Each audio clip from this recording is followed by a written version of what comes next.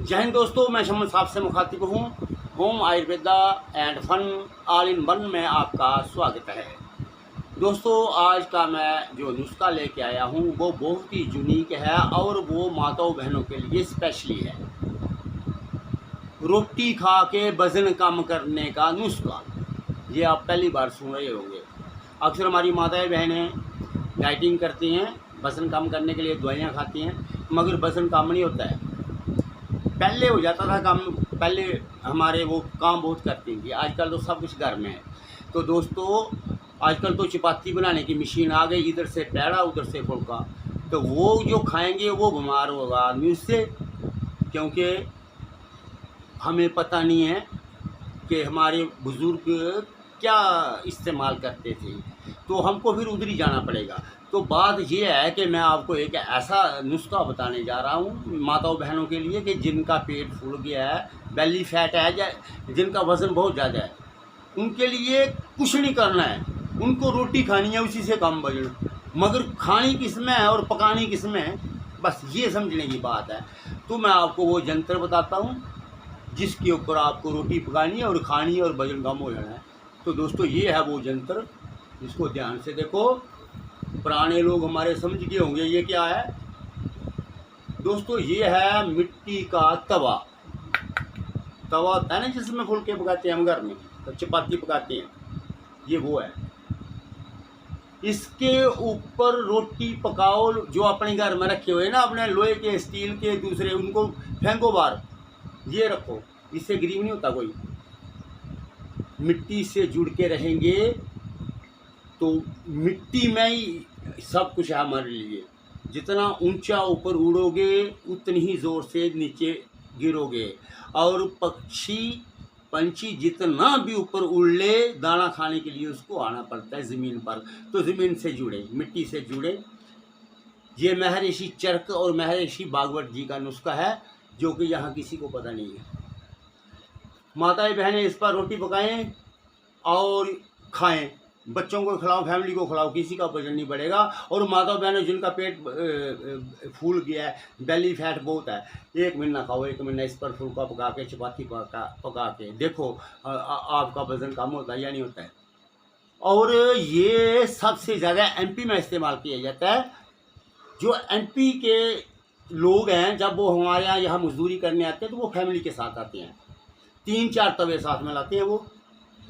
तो उनको ऐसे पकड़ के रखते हैं ट्रेन में, ऐसे पकड़ के, बच्चे को नहीं पकड़ के, बच्चे को सीट पर बैठाएंगे। तो मैंने उनसे पूछा कि आप इतनी इसकी देखभाल क्यों करते हैं? कहते हैं हम 3-4 लाते हैं, 1-2 टूट जाते हैं। उन्होंने मुझे कहा कि ये वो चीज़ है कि हमारे यहाँ किसी भी औरत का अगर पेट बढ़ जाता है, वजन हो जाता है, तो हम उसको कहते हैं ले इस पर खा रोटी।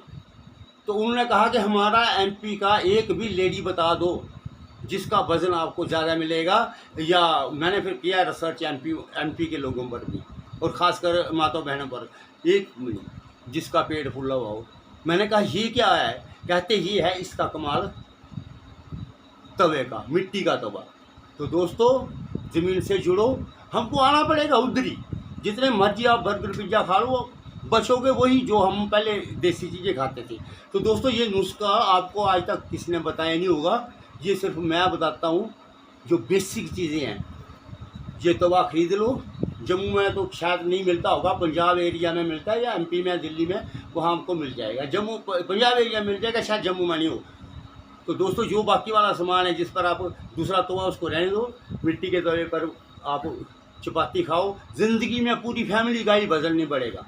और माताओं बहनों के लिए तो स्पेशल 1 महीने में जितना भी वजन होगा पेट खाली।